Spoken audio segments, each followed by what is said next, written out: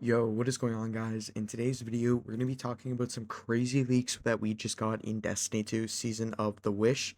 So, Destiny is at its really stale point. The only thing really keeping the game to build up hype right now, I guess, is you could say leaks. And even then, they're not really living up to the hype that they should be. But in today's video, we got the juiciest leaks we've ever had within, like, probably the last 7 months at least, I would say. It hasn't been deemed fake, it hasn't been deemed true, but it is from a reputable source, which I'll put all descriptions and the pastebin down below. Also, don't forget to hit the like button, sub, and enter the Lightfall giveaway by liking, subbing, commenting your favorite exotic down below. With that all being said, let's get right into it. So here's the first half of the pastebin. It is really long, so bear with me. So, we're gonna cover the basic starting points of the pastebin. Obviously, if I zoom in on the pastebin as much as I can here on the screen for you guys, Destiny 2 and episodes Into the Light, it was never planned to exist. Due to the delay, they decided to make a similar 30th anniversary pack, smaller than 30th anniversary pack, of course, made for new and old veterans. It will bring old campaigns back, unknown which one, expected Red War and Forsaken. For veterans, Bungie planned to update Vault of Glass and Garden of Salvations, making their weapons craftable. A system with cosmetics similar to Moments of Triumph is coming with that as well. New mementos and shaders. New seal, names unknown. Bungie's planning to reprise old D2 strikes, but they also don't know if it's possible due to lack of time. Some old legendary weapons are returning, don't expect more than 5. Smaller content dropping during Into the Light, April to May.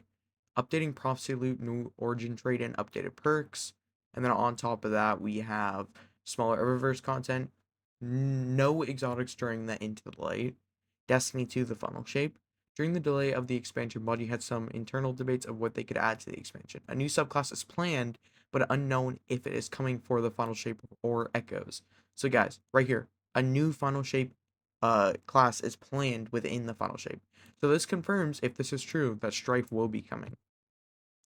They decided to reveal more information about the funnel shape only in April because they don't know if their new and planned content is for the funnel shape is going to be finished at June. No new dungeon in the funnel shape originally planned after the delay, but it wasn't possible. They are remaking some things and checking the campaign and seeing what needs to be changed. 2 new strikes with the delay. Bungie's planning to add one more new strike. 6 exotic weapons. D1 soundtrack is present throughout the campaign. 3 exotic armor, originally 2. New light supers for each class. Bungie is making a system called variants for light supers. Supers that do the exact same thing but with similar differences. Now at the same time, you gotta remember onto the next part of this very long thing we have. Variants can create more spaces to more light supers. And then new aspects to light subclasses, Arc, Solar, Void for each class, new light supers for each subclass. Internal favorite is the new Arc Warlock, Tempest Weaver. Names are subjected to change. Some light supers. Warlock, Tempest Weaver. The Warlock will be in the air, creating thunders and storms that does high damage to enemies inside of it, and jolts targets blinds enemies that are away from it. Gives jolt ammo to allies. Song of the Flame, similar to Sunsing from D1. The Warlock can release double of melee projectiles while using super, and the Warlock will release a solar bird that will instantly ignite targets hitting them, giving scorch ammo to allies. Hunter, Storm Edge, knife a specific location 3 times that will kill enemies around you, and you can teleport with it. Burning Warrior, summoning a flaming sword, attack enemies with it, scorching on hit. Heavy attack lunges the sword and ignites hits during the launch of the sword. It creates a mini firewall on the ground. Shadow's Burden, throws a volatile grenade that pulls enemy close and explodes after 5 seconds, giving volatile rounds. Titan, Twilight Arsenal, throw 3 void axions that stick on the ground. Onto another thing, Thunder Swapper. The Titan punches the ground with his hand and creates a blinding, jolting explosion around it, giving blinding ammo to allies. Raid names Fate of Gods, subjected to change. Planned to be harder than Spire of Stars. Witness will be the only boss in the raid. It will change its form on each encounter. 5 total encounters, which this does synergize with our last pastebin. Mechanics will be light and darkness. There's no more details. After the world's first, a new mission will be released, which has been predicted in previous pastebins.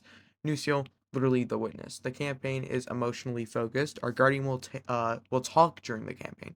Vanguard leaders will help us throughout the campaign. New subclass, take it with a grain of salt. Not much is known about it. Team is keeping a secret. will be a magical themed. Warlock can control enemies to fight on its side. Titan will focus in protection. It will work as a white hole, taking the enemies away from him. Hunters will have red thorns around his body and will launch it to enemies, giving energy, abilities, and draining life from enemies. In PvP, the control effect would make enemies walk and aiming alone to random directions. The launch is unknown but planned for the final shape. The Pale Heart. Bungie's adding new locations, new 6-player activities, new secrets, new titles called Legend. There's a new location, probably in the Pale Heart. It will be endgame focused. Episodes and beyond. This information is very weak, so do not take it 100% with a grain of salt. Echoes. Praedyth involved, Venus returns in a smaller side. New dungeon, Vex themed armor, Revenant update. Scorn involved, Wrath of the Machine returns, Tangled Shore returns, size unknown. Pit of Hershey launches in, or Hershey, the new episode launches in 2025, high focus. Zubu Wrath is now an antagonist. Beyond a new Age of Triumph, Bungie will bring back a similar destination. Old vendor, you can craft weapons from the EDZ Dreaming City, Nessus Europa, and other destinations. No DLC in 2025, instead smaller content during 2025. Unknown. The final shape will be the last expansion for the Xbox One and PlayStation 4. New DLC in 2026.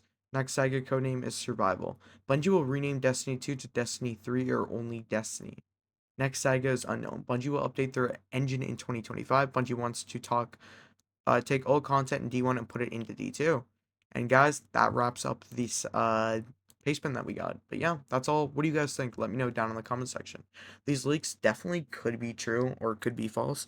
I'm kind of curious to see. I personally believe this Pastebin because this Pastebin did predict delay. It also predicted the Icebreaker return, which hasn't happened yet, but it's going to happen into the light.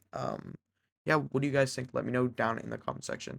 That's all for today, Guardians. Stay safe out there. Peace. From service.